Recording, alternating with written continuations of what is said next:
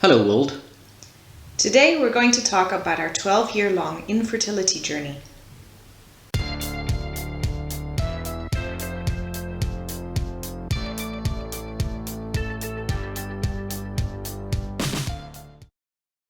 So, where do we start? From the beginning. Yeah, Okay, 14 years ago we got married. And a little over 14 years. yeah, and after a few years of marriage we decided we were ready for kids. And so we We were pretty young. I mean, at least I was very young. You were still young too. yeah, And we were still young when I think we were 2 years married. We decided we wanted to go and try to have kids. yeah. And as always, you do the normal things at the start. You see what happens. Some point Tessa did start doing temperatures and such things. Only after a year. Yeah. Yeah. What does play on our favour is Tessa's very in tune with the body in that way. She could usually say, oh, at the ovulation, egg just popped right inside this month. And so we sort of... Not really because I'm in tune with my body, but it was always something that interested me was fertility, and I actually used to want to be a midwife when I was younger. So yeah, those things always interested me basically, and Yeah. I usually would know when I was ovulating.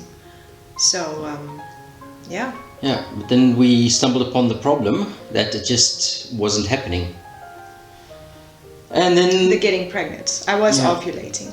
Yes, but we just weren't getting pregnant, and we weren't sure what it was. We eventually started to go to the doctor for it. He sent us to the fertility clinic. After a year, I went to our family doctor or general practitioner, depends on how you call it. And Depends where you're well, she first advised me to start temperaturing. So I took my temperature every morning before I would get up or talk, because that already raises your temperature to get the baseline, and then you could see in the baseline if it went up a little bit that you had your ovulation or you were getting your ovulation. And so that was the first step. Oh, someone decided to check out. So that was the first step. Yeah, so we started temperaturing, keeping track of that. Still no success. And following all the tips that you get from other people and the things you hear and what you read. But eventually we had to end up going to fertility clinic and have them look us over. And this is what they found. And Nothing wrong. Yeah, absolutely nothing. And it took a while to get into the infertility because there was a waiting list. And every time I was like, we'll see, and maybe right before we get in that it won't be necessary anymore. And then you start doing the whole process. I mean, they checked everything. They checked if my tube was open, so they do that by Flushing it, basically. Flushing it, yeah. And it was open. Yeah. I was ovulating. His seed was fine. Basically, we looked totally fine. They never found anything. There was no reason why it shouldn't work. Yeah. So Which was nice, but frustrating at the same time. It was weird. Yeah. Yeah, so we started then just the normal process of insemination. Yeah, and then we did 7 times without hormones. And 6 with? And 6 with hormones. And with hormones means that you have more than 1 egg. So more chance for twins or triplets even. But then we found out that you give me a little bit of hormones and I basically pop out 14 eggs. Yeah. Which wasn't, that's not what you want. We don't want a 14... What do you call it even? I mean... Well, but basically, what they do is they will usually check. Just to give you the idea, they start with hormones and they have, what's day 10, they do a check to see... An ultrasound. What's doing, because I want to see 2, 3, maybe 4 good eggs. And then they said 3 was max. 3 was max, yeah. And then they'll go with test and they'd 1, 2, 3, 4, 5, 6, 7, 8, 9. You know what? Here's the hormones to undo all the work. we're starting over next month, and sometimes those were disappointing. That was frustrating because that was like, you know, wasting 2-3 months.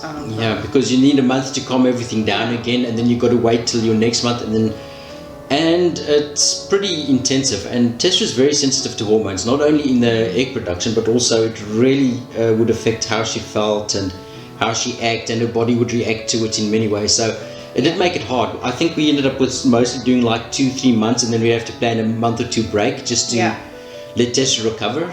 I would get like headaches and mood swings, but I would also like my ovaries just felt really heavy and really painful, especially when there were too much eggs in there, and I would just feel them. It sounds weird to say it, but they felt like they were just so heavy, like you were carrying around weights in your abdomen, basically.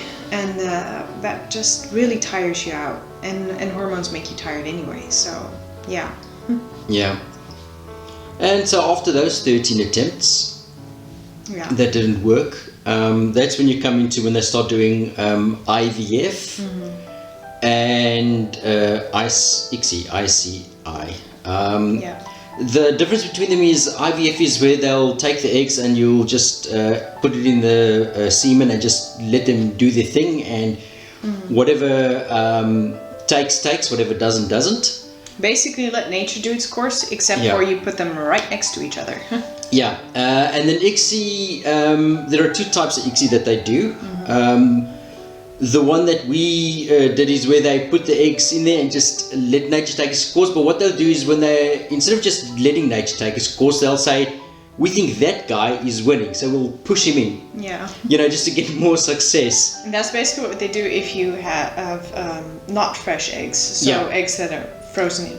To give you an idea, what we were doing was, because we're pro-life, we didn't want to have this thing where you keep creating babies and just kill them or freeze them or never use them, because we felt that went too far. We said we didn't want all the eggs done at once, so we went in the system, we do egg by egg. So the first egg would always be IVF. After that they have to do ICSI because of the fact that the egg was frozen. Bearing in mind, we never found anything wrong with us, so like what if we have like 8 embryos in the freezer and I start just getting pregnant naturally? You know? Because then you'd end up which was a big possibility. Because we were worried, what if you have an IVF child and you have 2 normal children, and then we've still got 7 other children that we, you know, and then you end up with 10, and so it was sort of a dilemma, and we don't want to take the thing of, just destroy the ones in the freezer, or let's donate them for scientific experiments, because we that just didn't feel right for us. We're not judging anyone who does, but for us it didn't feel right at that moment. So we opted for that. The thing was, though, we went into the first IVF, and because of Tessa's sensitivity, they made the decision to put her on the minimum dosage hormones for egg development. The minimum dosage in that protocol. Yes. But bearing in mind, I'm small and I'm skinny and I'm very sensitive to hormones. Yeah, Tessa's got a very petite build. So basically the minimum amount that they would give me already sent me over 20 plus eggs, and let's put it this way, they stopped counting at 20 something. And I think we should look, we don't want to scare people who are going through IVF, but you should be prepared for what happens. Tessa got the hormones. They then keep track of how the developments are going, and what they want is about 8 good sized egg sacs to take out of your ovaries, but that doesn't mean the ovaries do kind of get the size of about a tennis ball. And so Tessa's taking hormones. The hormones play havoc with you anyway, and then they keep track of this. It can get painful for some people, but there's something that can happen, and happen to Tessa is it's very seldom though. It's very seldom, but we experienced this is so at the first attempt they found, I think they took about 16 eggs when they said they wouldn't, because the rest weren't developed enough. And then Tessa gets a special hormone so that we can be ready to have the first embryo put back. They go and mix the embryos. In the meantime, we went home knowing that we had to wait for day 3, because then they'll do that then. And the embryos that go in, they take the best one to put back. The others that are developing will be frozen. And the eggs they didn't take, they throw away. And I believe we had, of the 16 they took, 8 eggs were beautiful that they used. Yeah. In the meantime, the testera started to swell up around her abdomen. And it was more that, I'm going to give a little too much information now. Tessera has these 2 little cute dimples in her back. I looked at it on the third day, the day. But I looked at her back on the day that we were getting ready to go, and have it all put back and everything. And I looked, and the dimples were gone. That's how bad she started to swell up in 2-3 days. So we were worried. I still think I made you call in sick that day for work, which you didn't want to. Well, that was more because I wanted to go to work. I was trying to get to work, and I remember getting up, going towards the staircase, because we live in a house with a staircase, and I couldn't get down the staircase, and I was like, I need to get to work. I need to get down the staircase to get to work. So what's going on here? And it just didn't click in my head like, you're too sick to get down the staircase. It just, in my head, I was like, I need to work, I need to work, I need to work. Oh, this is the day after they put the embryo back, because we still went, they still said, oh, sometimes there is a bit of pain, because the taking the eggs can be painful, but they do usually give you a lot of painkillers and give you medicines to sort of cloud you up the mind, sort of make you stoned so that you don't feel it. But Tessera had pain, so we had the embryo put back because we were going to do that. But it was the next day, I think, that I looked at Tessera was going to go to work, and I said, you can't go to work like this. No. We called the doctor, and when they tried... Our general practitioner doctor, yes. So family doctor. So they tried to take blood to see what it was like, and it was like syrup, like molasses. Americans will know that, but it's like a dark syrup that was running through her veins. I couldn't get anything out. And he couldn't get my blood pressure anymore. He was trying to listen to my blood pressure, and so they weren't able to get my blood pressure anymore. So that's the moment I knew something's wrong. Something's wrong. Yeah. Of course, I mean, it should have clicked in my head much earlier that something was wrong. Yeah, I knew something was wrong earlier. So we went to the fertility clinic. Yeah. And when the doctors saw Tessera, they immediately were like, oh no, this is OHSS. It's the over hyperstimulation, something like that. Syndrome. Basically, Tessera's sensitivity syndrome. Yeah, Tessera was still basically. We'll put it down here. Yeah, we'll look up the exact term and put it in the video. Yeah. But basically, what happened is her ovaries were still going nuts, going crazy, and started to pull all the moisture out of her body into her abdominal area. So she started to get very large in the stomach, swelling up, stomach back area, starting to push on the lungs. So basically dehydrated, literally. Yeah, like dehydrated the rest of the body. Standing up when you pinched it, and when you let go, it was dehydrated, just completely. So they put me on a drip. Yeah, they put her on an IV, on a drip, and then they put her in hospital. I just happened to have that week off from work the next week. So that was lucky for me, because then I could go and check up on her, make sure she was okay. I went there every morning to help her get dressed for the day, if she could, shower or wash, whatever. It got to the point that I could not shower alone. I could not wash myself. No. But I remember you helping me and us getting into the shower, and I caught a glimpse of myself in the mirror, and I just looked horrible. It was like these rolls of do you know the Michelin? The Michelin Man. The Michelin Man. That's basically what I looked like. Yeah, I just remember thinking, "Geez, that's not my body." But yeah, I remember that as well. That I'd look and I think that I don't recognize this body like that. No, I didn't recognize myself. I looked in the mirror. I'm like, "Ooh, who's that?" But yeah. What they did offer Tessera was the hormone which would undo the stuff, but the thing is we just put an embryo back as well. So we said we wouldn't take that because we want the embryo to survive as well, because we're doing this to get pregnant. And so basically I had to just suffer through it, and because of the building of the fluid in my abdominal area, it got higher and higher, the fluid, and I just got so short-breathed.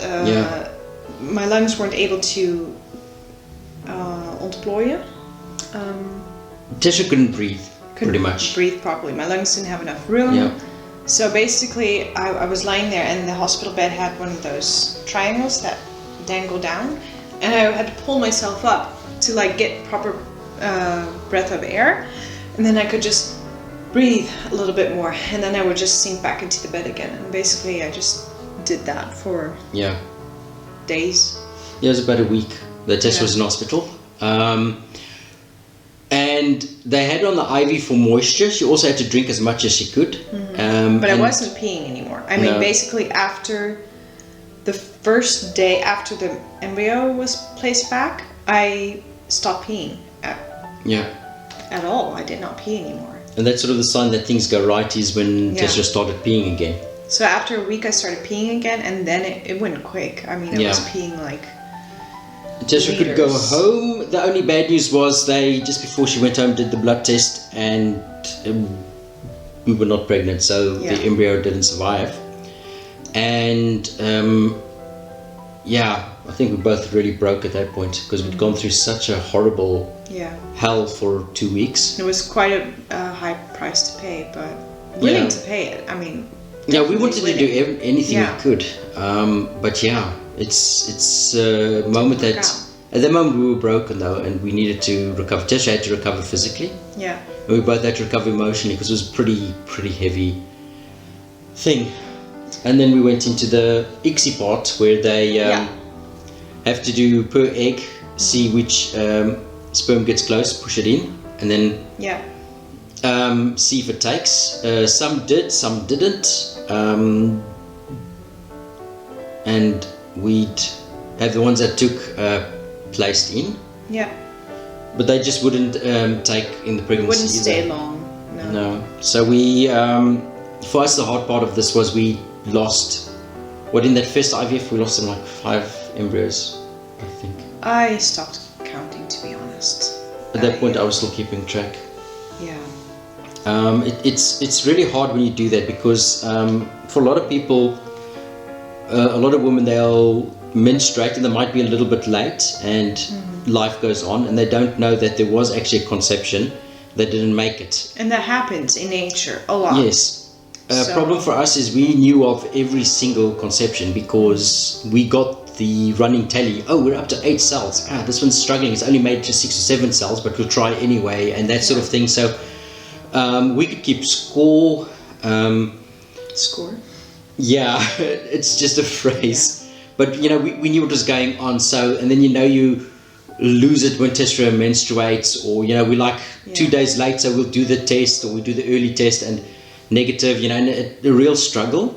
Well, speaking about tests, the amount of tests I have done in the last 12 years. We have single-handedly kept the pregnancy test business running. Oh, I don't want to count how much. We did a lot of tests. We sometimes did double tests because we'll do the early test and it comes at negative. Then the day after when the menstruation was supposed to be, we'll do a normal test. And it'll also be negative, and then we'd be holding the other one like, well, maybe it's just not quite. We'll wait 2 days, we'll try again, And the thing is, there were months that I was just completely like, it worked, I'm quite sure of it. I was just completely expecting to be pregnant, and then I wasn't, and it was just sometimes almost difficult to grasp that I wasn't pregnant, to be honest. Yeah. And then, the eggs were finished, and we had to go for a second round, and I was scared I would get OHSS again. And they told me, no, it's not really possible to get it twice. We'll put you on less hormones. Very seldom people get it at all. Different hormones. Yeah, they said no one's ever gotten it twice. Yeah, so... Challenge accepted. Basically, when the numbers are odd, we usually get them. Yeah. So I got it the second time. The problem with this one was because we were preparing for to have the first embryo placed back as well. So Tessa got the same. We didn't even get that far. Hormone, because this time you went way quicker. They gave her the hormone to prepare for the pregnancy, and it was, I think, because we knew what it was, we immediately recognized. I think the very next day, like, the moment I started swelling up. This is going wrong again. Not peeing again. Yeah. I was like, uh-oh, I got it again. And so, this time we also knew immediately to fertility clinic. Immediately they took Tessa in, and immediately they gave her the anti-pregnancy hormone to make sure that it didn't go out of hand, except, to be honest, this one was worse than the first one. Yeah. So much so, I still remember the talk, and that I went home on a Wednesday evening with the news that when I arrived Thursday, if Tessa didn't start peeing that night, we could pretty much prepare for the end. Then there was no coming back. And to me, one of the greatest miracles I've experienced is I came back the next day and Tessa complained about how much she was peeing. I think you'd peed 5 liters that No, I didn't complain. I was just, I can't get off the toilet because I have to pee and pee and pee. Yeah, Tessa would get in bed and then I have to help her back to the toilet. I actually did not complain because I was thankful for every single pee I had to do. Yeah. Because I was like, you're just so happy you're peeing again. Yeah. And it was basically like peeing like 5 liters, which is about 2 gallons a day. And then of course my body did return back to normal-ish. I mean, normal-ish because it wasn't completely normal, but it was normal-ish pretty quick. And then when I was recovered from that, we started placing the embryos back from that. Right up until 3 years ago when yeah, I think we just used the last egg, didn't we? I think I'm not quite sure because that period is a bit of a haze to me. Yeah. The thing is, I got sick and a lot of our I think I even memories placed one back after you got sick. We might have got 1 or 2 left, yes. Yeah. But he got leukemia. I got leukemia. Which you can follow on his leukemia update journey. I'll put the playlist, my version of this video will have the playlist in the description. Yeah.